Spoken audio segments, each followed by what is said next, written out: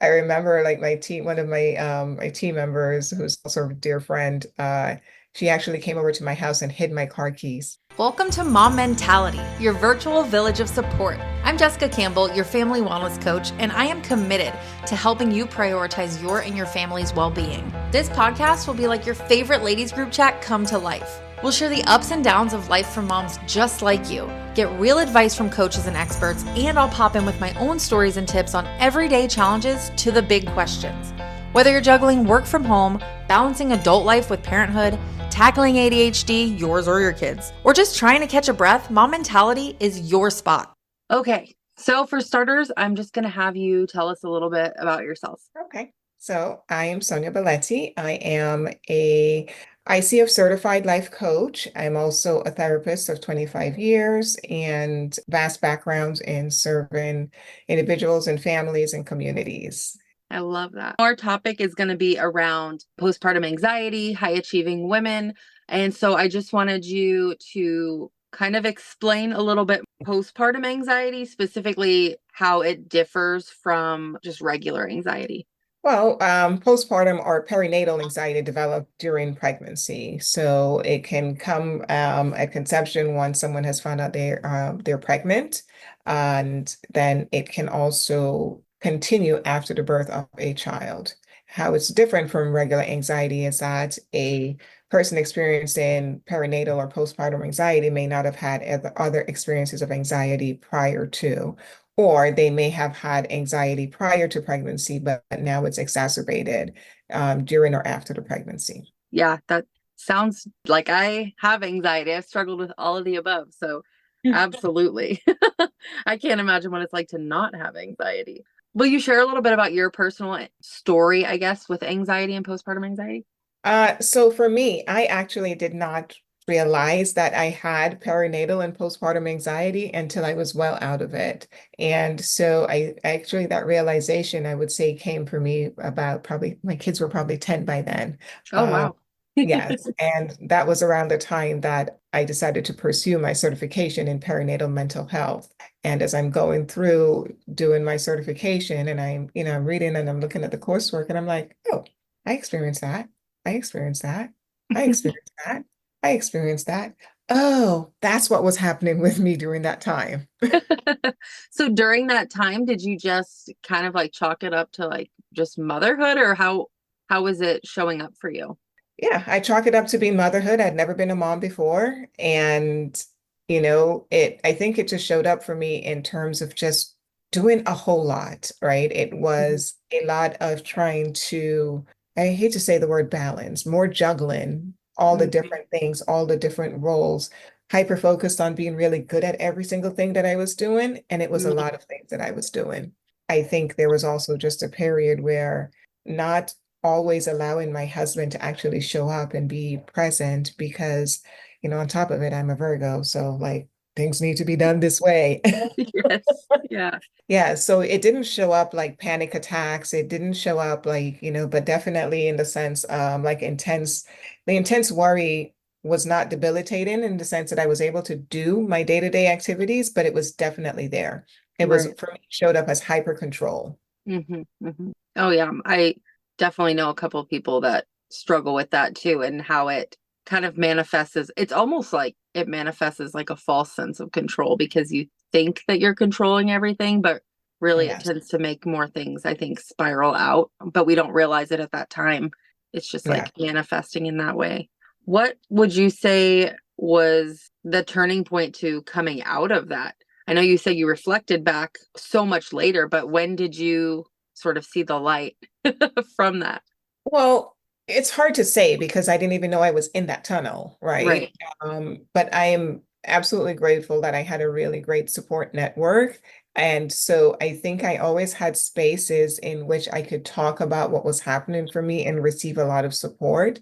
I think if I had been going through this in isolation, maybe my outcome would have been very different, right? Mm. But I was around friends and colleagues who had kids who were older than me, and they were able to hold a lot of space for a lot of the things that I was kind of like talking about, and just to be able to, to give feedback. And again, also luckily for me, I was working with other mental health professionals. And even though they were not certified in perinatal mental health because none of them identified it and said, hey, have you thought that this could be it?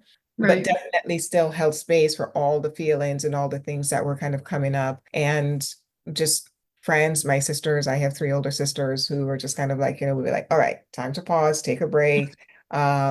Grateful for my mom, my mother-in-law, my children's godparents who just were always present and showing up. And so I had a lot of support and I had a lot of space to be able to to step back when I needed to step back. Right. That's amazing. And I think it's also, I've had conversations with so many people who don't have a lot of a village, but I think it's also really refreshing to hear someone say you had the support and it was Yes. still something that was very real for you. So it doesn't necessarily come with one situation or another. And I think that that's amazing. How do you think societal expectations of that, like, quote unquote perfect mom contribute to those struggles? Well, I think it's around the idea that motherhood is this beautiful thing and it's a wonderful thing and you fall in love with your kids.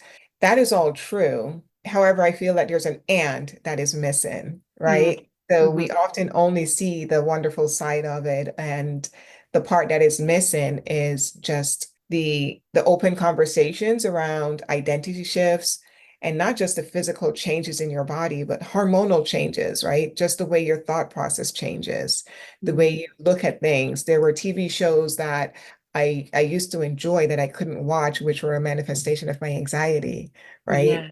I stopped being able, like, I used to love watching Law and Order. The SVU was my one of my favorites to watch because I was like, sitting in my psychoanalyst mode and like, Yeah. yeah, again. I could not watch that from the moment I got pregnant. It brought up so much for me, right? And I am not someone who's like, I don't have a weak stomach. I can look at most things. I can watch almost anything. The only thing that like makes me really squeamish when I'm watching television is like broken bones. Can't deal with that. So, Yes. I can, so anything. So that was not something that was normal for me. And I still have not been able to go back to watching those kind of shows. Yeah. Right. So I think there are just so many things that you're expecting all this wonderful, like beautiful part of it. And for me, like I love my kids, but if I could have been a mom and not have to go through pregnancy, I would have been like, sign me up. Yeah. And I remember like in the middle of my pregnancy, I called my one of my best friends from high school and I was like, why didn't you tell me this? This does not feel good. I don't like being pregnant. You know, of course, there were moments like hearing the first heartbeat and seeing the babies on the first sonogram that I enjoyed. But if I were to like say sum up my overall pregnancy, I didn't enjoy it, Right. Right. right? And I think if there were more open conversations where women could experience that without feeling bad or without judgment or feeling like there's something wrong with them, and to be Yeah. able to understand in the context of it's like, no, not everybody enjoys pregnancy. Not everybody has this, amazing ease being pregnant and Mhm. carrying babies and I say babies because I'm a twin mom. Very Carrying pregnant. Yes, very, very pregnant. Carrying like babies to full term and having this ease of delivery and recovery and nursing for, many months or sometimes even years, right? Mhm. Mhm. And you fall in love and everything is amazing. And there is that experience. And there's also the experience where some birthing parents have a hard time connecting. Some birthing parents do not enjoy the process. And there needs to be more honest conversations around that.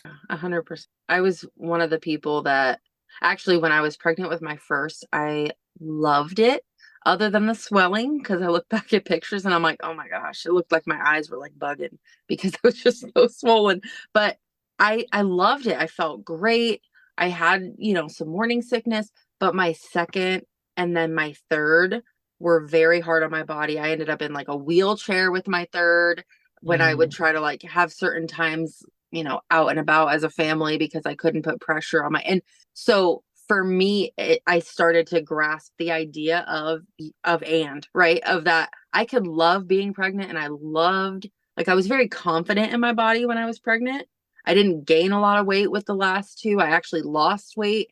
And so I felt good, like looking at myself. I felt very confident, very glowy, that whole thing. I got the glow, but I was Yeah. so nauseous the whole time, could barely eat, was losing weight because of that. And my joints hurt all the time. I had no energy. And so that was when I started being able to see that shift and be like, why can't we embrace both? That it can be an incredible process and also acknowledge the fact that it's hard. And I have Yeah. a friend that, like, when she's pregnant, she's almost hospitalized because she gets so sick and she's got that HG. I don't know how to say the name, but so she's like, she's at the point where she's like, I cannot do it again because it will kill me. And she's Mm, like you, she would have so many kids if it didn't require being pregnant. And yes. yeah, it's something I never had thought about until I was in that situation. So it definitely, I agree, needs to be more of a conversation that you can be grateful for something and still have a hard time. And there's also that added layer of shame of like, you should be grateful that you're pregnant when some people Yes. can't.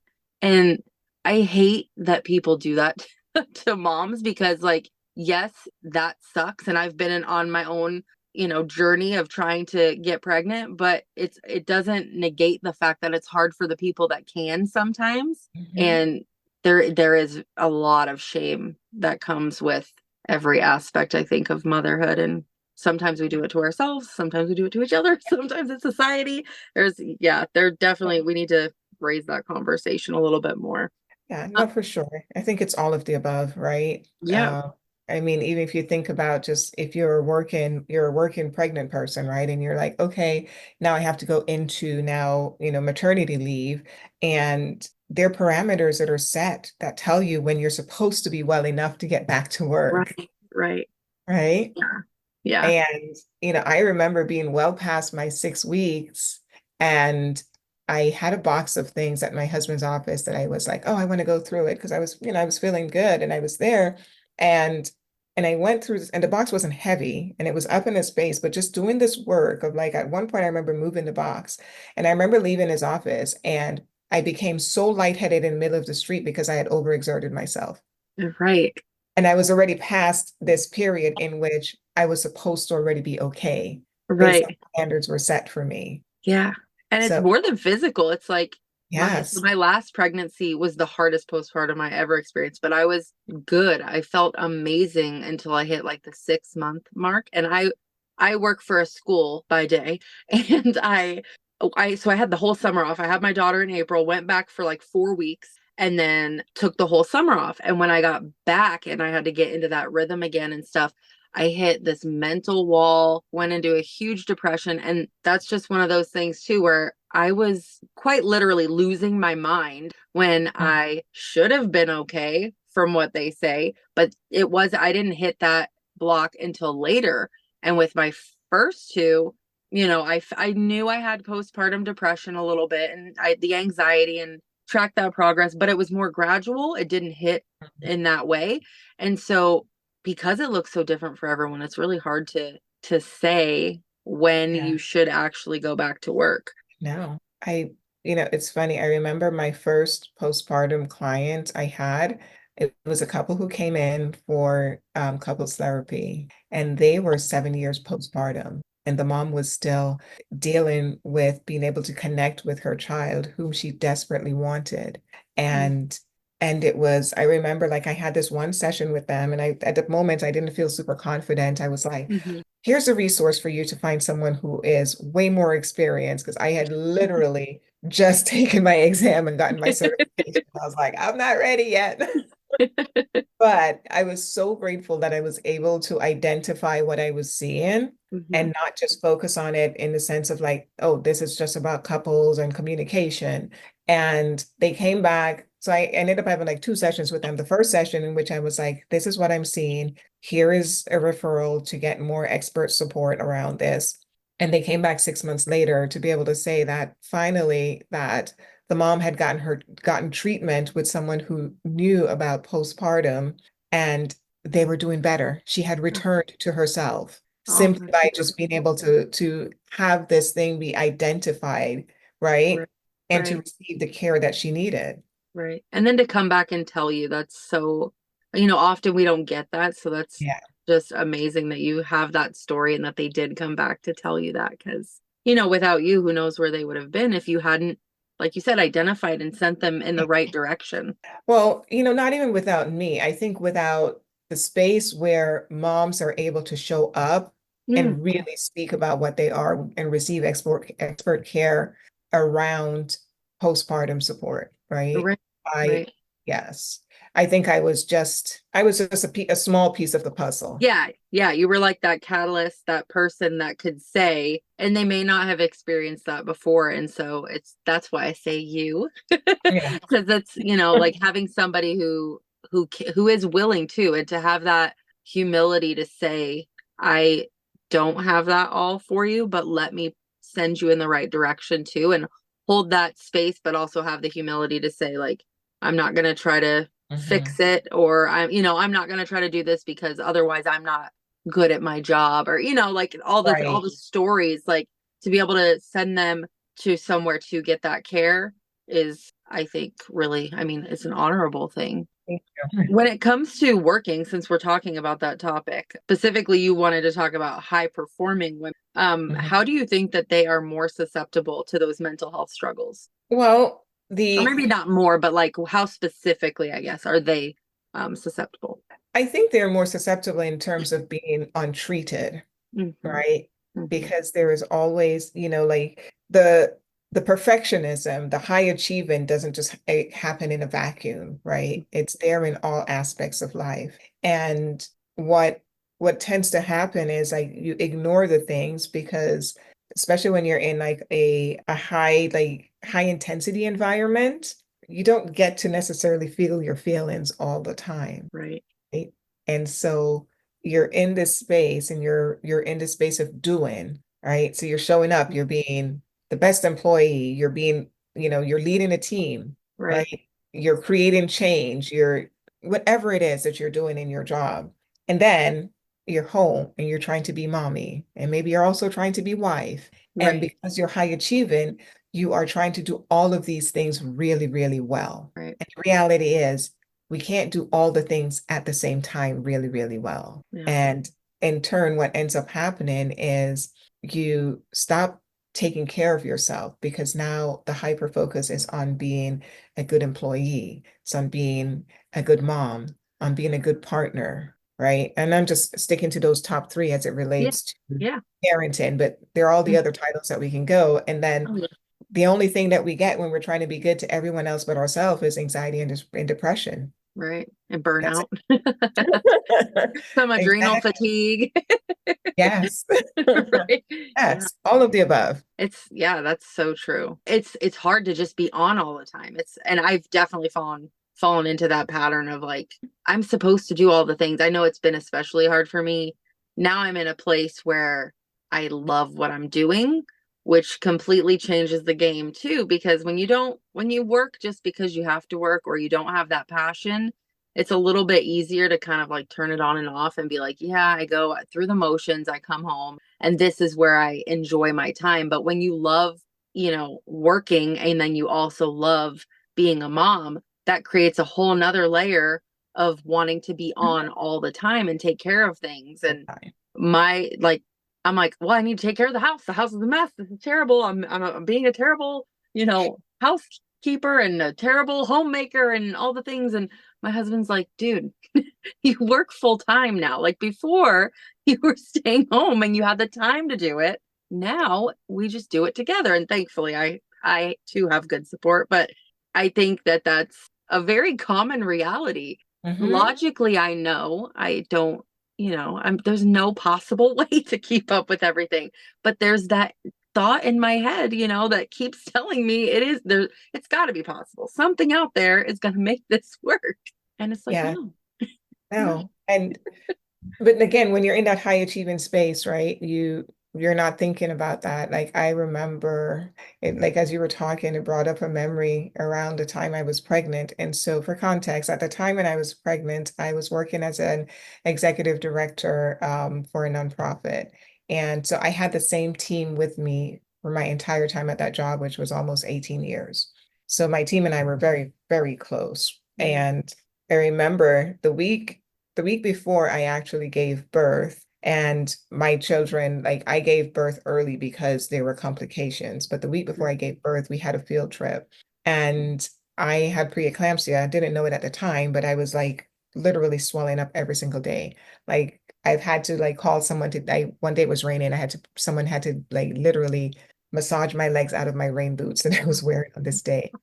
And so on this particular day, when we had this field trip, and it was like an hour drive away, and I knew I couldn't make the drive. So I made my sister take off, and my sister drove me to this field trip. And I remember like I was doing a minimum, but on the way back, like I literally blew up. And we were coming to the end of our summer program, and there's usually a performance that the kids do in the program. And they were just like, you cannot come to work.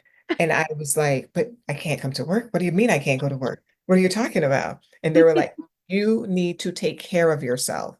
But my brain couldn't fathom that. In my mind, I'm like, but I need to show up. I'm the director. I have this job to do. Right. Right? It Right. didn't matter that my legs were 3 times their normal size. It didn't matter that like I could not fit any of my shoes. I was like, I'm supposed to do this thing. Yeah. And yes, now looking back, I can laugh about it, but it's crazy. Like I remember like even like it was like 3 days later, I was admitted to the hospital, right? After this. And while I was in the hospital, there were some papers that needed to be signed, and I'm like, bring it. Let me sign it from my hospital bed. It's crazy. Right. But this Right. is the pressure, like when you're in this high performing role and you're like, I need to be able to get this thing done, right? And I was in a space where I didn't have a second. There was no, there was no assistant executive director. It was me. Yeah. And yes, and so it's like the idea of taking care of myself was not even on the top of the list, even when I needed to take care of myself because my blood pressure needed to be stabilized in order for them to be able to birth my kids. Right. Yeah. You're talking about all this swelling, and I remember with my oldest was the only time I swelled, and I remember taking my feet like out of my shoes. I got those like moccasins because they were like soft, and at the time I was doing hair. So I was behind the chair all day. And Mm, I remember like my feet would be just like misshapen when I would take out my feet, like the top of my foot would be swollen. And I got to think like there was a little part of me that like I'm a little stubborn, and I'm not a smoker, and there's a lot of smokers in the hair world. And so often people were taking a ton of breaks to go smoke, and I was never taking breaks, but I was on my feet all day and pregnant. And if I hadn't been the stubborn person that I am, to where at the tail end when I started swelling, I was like, you know what? I'm taking a smoke break. I think I probably would have done the same thing and just overlooked it, mhm. because I would have, like I would have just continued to do the best, because I'm one of those people that even if when I'm not in a, higher, I guess, level role, like everything I do, I could be selling toilet paper and I want to sell toilet paper to the best of my ability. I want to know the ins and outs of the type of toilet paper if that's what I'm doing. And so I could definitely see that having been a thing. And thankfully, I got a lot of pushback from that too, of like people saying, well, why are you taking off? Why do you get to leave early? Why this, why that? And like, cause we'd like roll dice, or we'd, draw straws or whatever. If we were slow, who gets to go home? And I was always like, I'm down. If you got to send someone home, send me, I'm good. And, I got a little bit of bullying for that, because like, well, we didn't get to do that when we were pregnant. And I was like, but I have support, and my man's letting me go home and put my feet up. So I'm gonna, but Yeah. that's also something that we run into too, of other people saying like, okay, get over it and do your job. Right. Mhm. And so that's a whole other added layer, I think, of shame that we get just as working women who want to have both, because somewhere along the line, it's like we've been fed this idea that it has to be one or the other. Yeah. And it doesn't. It really doesn't. It's just finding I know you said you hate to say balance, but it's finding what works for you where you feel Right. balanced enough to care for both of these things, you know? No, oh, balance is one of my favorite words. Balance was just not applying to Just anything I was doing back then. right, right, Back then I yeah, was juggling. I would right. not, yes, I will not even say I was balancing because it would be a misnomer. But balance in this moment where I am in life is one of my favorite words. Yes, yeah, I'm at that phase now too because like I said, I love what I'm doing now and the direction I'm going. And so now I almost have to catch myself because I'm like, this is my baby. My job is my baby. My podcast is my baby. And it's like, no, I have three babies. I need to make sure I'm making the time for both things. And that's something Yeah. I'm still working with. But what do you think are some of the signs specifically that go more unnoticed when you are in a high performing role like that? I'm going to say the top one is going to be guilt. It's going to be Mhm. a lot of guilt around how you're doing things. Shame is, a close second.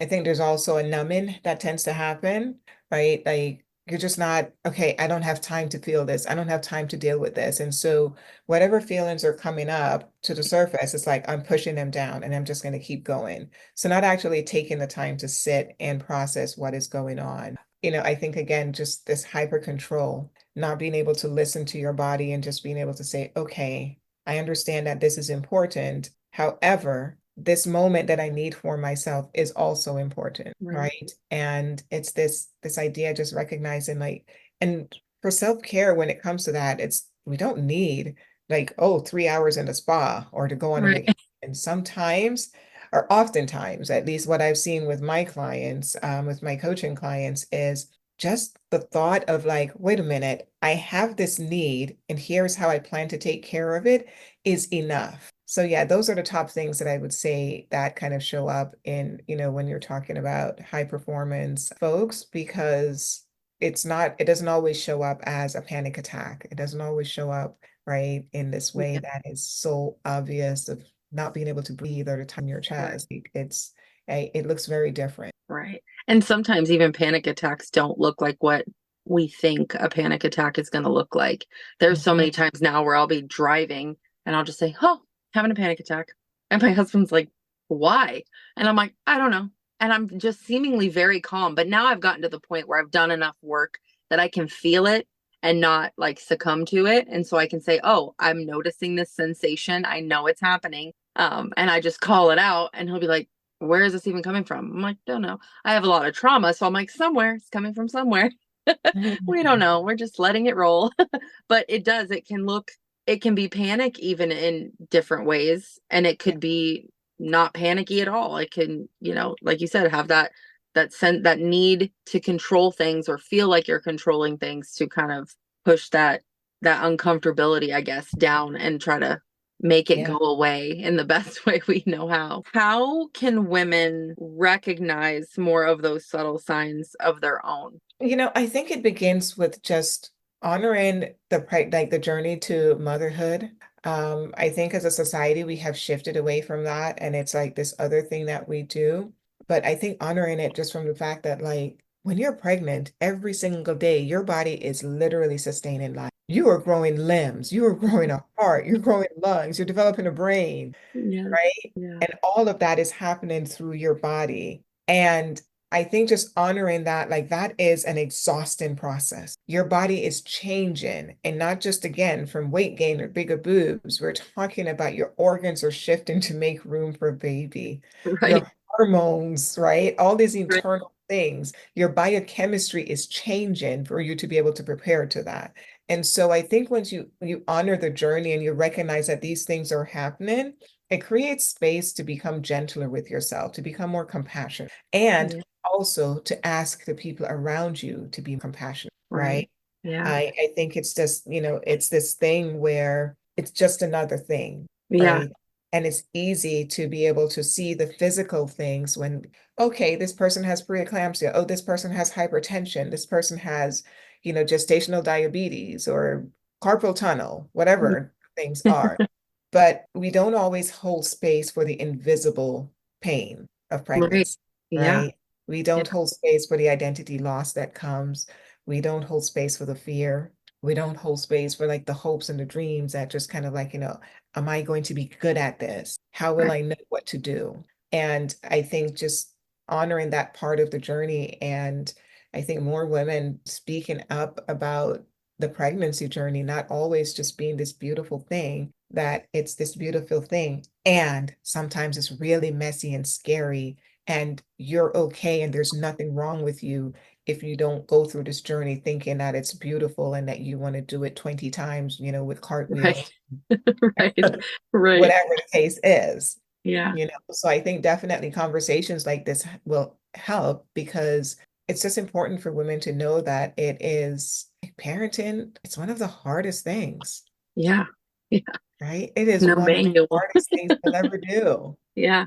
Beautiful, amazing, right? My kids have been my greatest teacher throughout my life. And as much as I'm talking about it and that I didn't enjoy being pregnant, if it meant that I would have my kids, I would probably do it again, right? Right. Probably, I would definitely do it again because I do love them. Right. However, I wish I had been more prepared, that it was not always a beautiful journey, so that I would have been able to go through it with less worry that, wait, there is something wrong with me because I don't feel this happiness. There's something wrong with me because I don't feel all this excitement around, being pregnant. I think, being able to, if there had been a space that I had been aware of, maybe that the space does exist, I just wasn't aware, right? Because it Right. wasn't so public, maybe it would have felt different. Right. Right.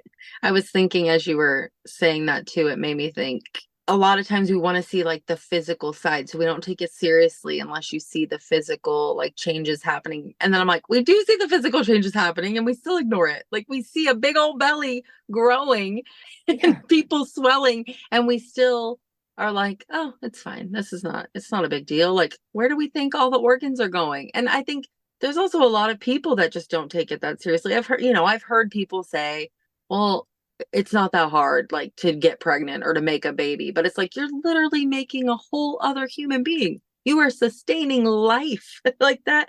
If you don't look at that as like a huge miracle, then that, like I don't understand how you could not. But that doesn't take away from the fact that it's hard, which brought up another thought of like that when they talk about butterflies and how they mhm, literally turn to goo in their cocoon. Like that's messy. That's scary. No one wants to turn to goo, and yet we do. So we can come out on the other side and have something beautiful out of it.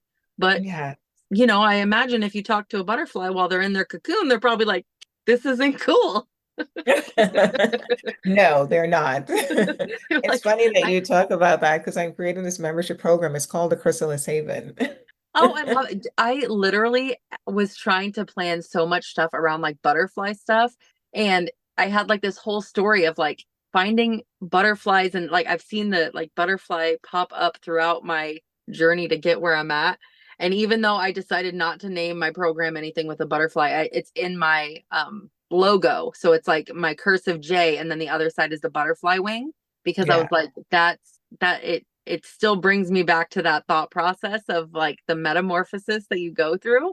I'm just yeah. weird about words, so I had a really hard No, time. no, it's fine. Yeah, in my current, well, I just rebranding, and I have a new logo that's coming out, but in my current logo, which is just my name, the I is actually a butterfly. Like the Yeah, little dot over the I is a I butterfly. love that. Yeah, I love it. I love the butterfly analogy. I think Yeah. it resonates with me for sure.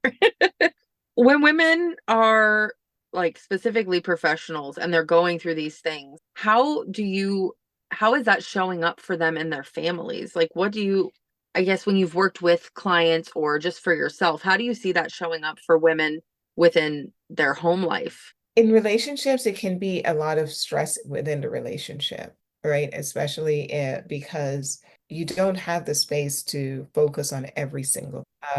And so there's a hyper focus on the things that feel like it's within your control, or the things that you can actually do. And now, because you're not dealing with your own emotions, then you definitely don't have space to deal with your partner's emotions, right? Right. And now Right. if you have, say you have older kids, because it doesn't always happen with the first pregnancy. We Yeah. know that, women can develop postpartum issues with subsequent pregnancies. And so it might also look like not having the energy or the space or just the emotional capacity to be able to take care of your other kids, Mhm. right? Because there's energy for this one thing. And now, because, we're an overachiever, the one thing that we have the energy for is the job. Right, right, right. It's so funny that you say that because that's one of the ways that I made the decision to not have more kids and to finally decide to like actually get surgery to not have more kids because I was at that point where every one of my postpartums got worse and worse. And I was like, I finally got to the point because I would have like all the babies, but I got to the point where I was like, I don't want to disrupt my family again and go back to that dark space where everyone else in the family is lacking just because I want to add more and I want to, go through this again, or I wanted a big family or whatever. I have 3 kids, so we're still technically considered a big family anyway, but that was definitely a deciding factor of like how are the relationships with all my kids going? How's my relationship with my husband? And we're in a point where my oldest, she struggles with sensory stuff and ADHD and just a lot of fears and anxiety anyway. And so I was like, she's in a good place and I'm able to put that time and effort she needs. I don't want to disrupt all of that by going through this again. And knowing that it takes a couple years, right, for your hormones to go back to normal, that's a long time. People say it's so short, but when you Yeah. think of it in terms of how it's affecting everyone around you and yourself, it's a long time. And I was like, it's not another 2 year plus years I'm willing to give up with my family now. And so yeah, Yeah. it's so true how the lack of energy. I definitely had that with my last. Like I felt terrible because I couldn't Right. couldn't walk half the time. Went to the kids museum. I'm in a wheelchair. I was like, yeah, it's fine. So, as human beings, and you don't have the capacity to do for yourself and to even show up for yourself emotionally, it's hard to do it for other people. You can fake it for a little bit, but after a while, it just kind of like what you have, all the angst and the pain and the anxiety that you have within just spill over, Hmm. right? And like what we know, like the science says, like the Gottman Institute, their research shows that relationship satisfaction goes down about 70% with a pregnancy and the birth of a child. Oh wow. Yes. Wow. So, 70%? yes. That's a And lot. it is a lot. Oh It is man. a lot. That makes me way more grateful for the relationship that I have, but that makes me so sad to hear that it's such a big number. Yeah. It is a Wow. huge number. And there's so many things that are a part of that, right? It's not just about postpartum or I keep saying postpartum but really Right. perinatal, Right. perinatal mental health. That just happens with, I think, just the changes that are happening, and also fathers not being, very much a part of like the parenting or the pregnancy until the Right. child actually arrives, right? They can Yeah. only do so much in the bonding in those early stages, right, during pregnancy. Right. And yeah, those internal things that you don't see, right? Yeah. Those Yeah. internal changes that happen that really have an impact on relationships. So, are there any strategies that you can think of to help women who are trying to balance I guess have like a work-life balance, either being pregnant or having a new baby or just in general? I would say ask for what you and communicate. Oftentimes, I've seen that, especially when we're talking about, like, again, if it's a couples dynamic, that there's a lot of shared feelings that are happening, right? Yeah. And then remembering the shared goal and the fact that even if pregnancy, you are doing the pregnancy essentially on your own, because it's not like you can be like, hey, partner, take this baby for a second Right. and go, you sustain this life, for 5 minutes, Right. but I think just being able to communicate, asking for what you need, and just recognizing that you don't have to do it all. And the reality is that in any space and time, whatever we're focusing on, if we're giving it 100%, something else is not receiving all of your attention. Like in this moment, we're both moms, we're having this conversation. That means that we're both in this moment being businesswomen. So Right. and that's our 100% focus. We're not focused on being moms in this moment. And so that means, like, for this hour, you're going to have to put that aside, Right. right? No shame, no guilt. Right. It's so funny you say that because as you were saying that, I could hear my baby crying downstairs because she's with her dad. And it's so true. Like you gotta like I'm like, okay, yep, put that away. Because my middle asked me, well, when are you gonna be off your call? Because I had another call today, and she's I was like, when I'm done, I got to get this stuff done. But I also know it's worth them seeing that it's okay to do both, Yeah. and that I have all girls. So I want my girls to be, grow up to be strong and confident women and be willing to do what they want, like, and follow their dreams, even if it doesn't look like what other people think it needs to look like, and that it's Mhm. okay to follow your career and, be a mom. And I know that's something my sister has struggled with too, because she's got a good job, and she, runs social media for a company, and she's had that struggle of like, I want to be home, but she loves her job, and like, it's a hard balance. And so I think especially the more like women like us model that too for like that younger generation, it's also going to help them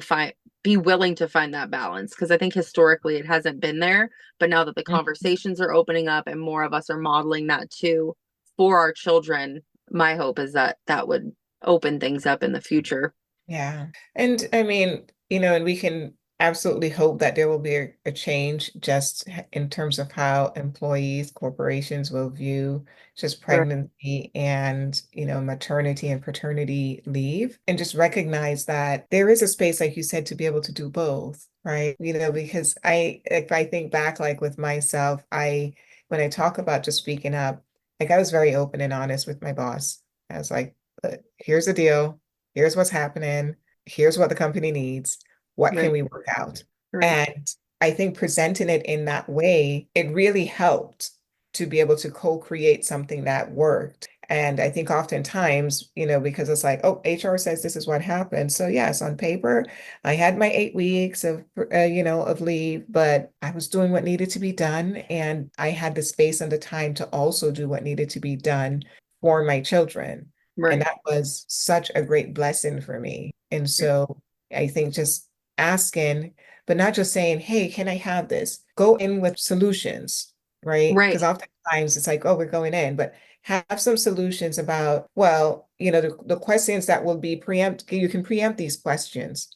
So what's Hmm. going to happen with this project that you're working on? Well, I've identified this, this, and this as ways that we can mitigate any risks that's aligned with, this project. Right. And I think being able to have conversations in that way, I think being compassionate and graceful with themselves of saying, I need to push this meeting for 15 minutes. I'll be Right. there, but I'm going to be 15 minutes late because in this moment, I need to do X, Y, and Z to take care of myself, whatever it Right. may be, Right. right? And I think it's also like that clarity, like having the communication skills to be clear, because they say like a confused mind does nothing, right? So if you go into it not having the clarity to say what you need, chances are it will be shot down, and then you don't have that balance. But if you can go into it, like you said, with the questions ready and the solutions ready, and you're very clear on this is what it needs to look like, more often than not, people are willing to meet you where you are when you've been proactive in that. And you can generally compromise more with people when you have that clarity and that, like you said, graceful communication and being able to, yeah, just clearly state what your needs are and have that plan of action to make it make sense. Yes. Yeah, 100%. How can partners specifically support their loved ones who are going through the anxiety while they're working and trying to do both? I think the partners can just be a grounding force, right? I think also partners need to educate themselves on the non-physical aspects of pregnancy so that they can also be in awareness and that this journey of pregnancy just does not become yet another emotional labor that women are carrying alone. Right. And so I think just being involved, recognizing that, like, and I'm saying motherhood and fatherhood, but that fatherhood is not a passive thing, right? Right. That non-birthing parent does not have a passive role only in the process, but can be the grounding force for some of these emotional things, can also be the person that encourages, the pregnant partner to be able to take a break, right? Yeah. Create that space. Don't wait for the person to come home and be like, okay, I'm too tired and I can't cook.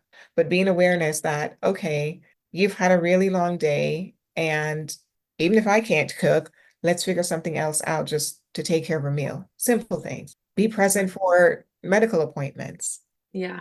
Just be an active participant in the journey. Yeah. I kept coming to mind, like all hands on deck, like just be Yes. there. Yeah. Be in it the best you can. And, I know a lot of times people like men get flack over, I shouldn't have to tell you. And then while that's true, yes, be, proactive in your own sense, but also like, I think some of us need to also recognize that they don't always know. And sometimes we send mixed signals. So it's okay to say, like, I need you to go pick up whatever, like 4 pizzas. So that way we have some in the house, some frozen pizzas for the days that it's just not happening and we, want to make something quick. And so that's just goes back to that asking for what you need, but also having that good sense of communication to say, like, I want you to pay enough attention to think about it and do the things without me having to tell you. But sometimes I know that you're not going to be perfect either and be able to do everything without me telling you. So I also need to communicate my needs to help Yes. help you help me. Absolutely. Absolutely. Agreed. And sometimes we are, just because we like know how to communicate, we're just not always like because we're capable of something, we're not always able to do it. Right. Right. Yes. Because again, especially if it's new, you don't know what you don't know, Yeah. right? Yeah. Because again, like I think about like my journey, and I didn't know what I was experiencing until I was way out of it and I was looking back. I was like, oh, that's why you were so mad all the time. Right. And often that's how it happens too. That's often like we don't realize all of it and we don't put the pieces together until later. And so that's Mhm. why I think so many of these conversations are important to help Yeah. other people be more proactive and not have to wait till later. I had panic attacks and went to the hospital thinking I was having a heart attack. And they were like, "You're fine," sent me home. And it wasn't until 3 years after that I was like, that was a panic attack when I did my own research. So Yeah. that's so No. much of how it happens. But if we don't share and we don't open up about those reflections, I mean, how do a lot of books get written on self-help, right? It's the reflective process. So if we're Mhm. not putting this stuff out there, they're going to have to go through that same struggle of finding it out later. When the more we open up about it, hopefully the quicker that can come for them Yeah. or the less stigma there is to be able to ask for that help. No, absolutely. And I wish more, more like OBGYN's office were just asking the simple questionnaires, right? There Mhm. is really literally, I think it's a 5 or 6 question tool that is out there just to ask that checks for perinatal mental health concerns. Right. And it's not enough practitioners are aware or utilize this in their appointments. Right. And it really is just, it's recognizing that it's a huge change, it's a huge transition. Women are giving birth in what I believe are not conditions that are in alignment with humanity, Right. right? I think, as we have expanded in our growth and our knowledge and the things that are available to us, I think in a material sense, there has been more disconnection from that village, from that community, from that Yeah. space of honoring this journey of childbirth and of pregnancy, where there is that care, Mhm. that is given to women just to be able to, where they know they can be held, right? Yeah. So it's not like, oh, perinatal mental health is this new thing. It has always Right. existed. It was just not as prevalent because there was support. Right. Yeah. We've just got very disconnected from that. I say all the time, I think that our society has done a disservice to the family, and Mhm. doesn't really value family like we used to. And I think I can see that there's a generational thing. Like we're at this shift a little bit where I think we're starting to see more of that, more families homeschooling again, more families wanting to eat healthier, be together, work-life balance. But we were on that trajectory away from it. And so I definitely see that as being a little disconnected there too. How can women build resilience and develop healthy coping mechanisms through that? Goodness. I think talking to other women, I think asking questions, releasing shame and guilt, and yeah, just being open. Mhm. I think as women, we have such, I think, a huge periods of our life where we sit in so much self-doubt. struggling with self-esteem. And so it's almost kind of like being back in a classroom and being afraid to raise your hand to ask the question because you don't want to feel stupid, Right. right? Yeah. Been there. Yes. And so it's like, but I think just talking to other women, because there are spaces, right? That's the beauty. That's what I'm saying. Like, I love, like, now that there's technology, Mhm. there are spaces where women can go and ask those questions. There are spaces where they can get that support if they don't have a in-person life village available to them. And Yes. so seek those sources, ask the questions. Postpartum Support International is an amazing organization, and they offer a lot of free resources. And it's also a hub to be able to find clinicians and practitioners, because not everyone is a therapist there, Right. right? They Right. also, because they recognize the work around perinatal mental health, they also train non-mental health folks to be able to hold support for birthing families, because Yes. that's important, right? If it's only like, oh, I've got to go to therapy, and that's not really what it's about. It's really just about understanding what's happening for you. And when you're sitting with someone who's trained, they can understand and say, oh, if you need a higher level of care, then yes. Yeah. But I digress. But Postpartum Support International is a great resource. They have a hotline, they have free resources, and they have a directory to be able to link birthing families with resources to be able to get support around perinatal mental health. There are programs to help you for preparing before pregnancy or during pregnancy. And Yeah. so, like when I work with like young couples before they had they're starting their families, we talk about that, or they've come into my space for coaching or therapy while they're pregnant, and we're talking about what it looks like to prepare for a growing family, not on the medical side, because I'm not a doctor, Right. but the emotional side, right? Yeah. Yeah. This mental side, that spiritual side of an expanding family, and what to expect, and how to be able to be preventative of some of the things that can develop into a perinatal or a postpartum mental health issue. I love that. And that's one of the things I love about like coaching and the fact that I'm a paraprofessional also within a school, and they sent me to a mental health training on how to basically spot the signs of suicide and help, talk to the kids and broach the mental health conversations. And I, I just really appreciate how much work is being done around that, because I didn't feel like I got that. And I actually had started school for psychology and was like, I'm going to be a therapist, and then was undiagnosed with ADHD and ended up going for hair and all the things. And now I'm like back into this coaching place where it can still be a therapeutic presence without the therapy. And I'm in therapy personally. And I've had coaching personally. And I think it all works so well together. And it makes me think of one of the things that we had been trained in was the 8 dimensions of wellness. And so, like you saying, you're not a doctor, so you may not be on the medical, like physical side of it, but there are still 8 dimensions of wellness. So there's all these Absolutely. other areas that need to still be fulfilled, whether it's emotional or financial or spiritual. And so it really does take, like I said earlier, all hands on deck in various ways to support people. And I'm glad to see that that's something that is starting to blossom more, because I think it's been put on the back burner for so long. It's created a lot of trouble within our society. And so, yeah, I think it's just a beautiful thing to be able to offer that. And I'll definitely put the resources in the show notes as well.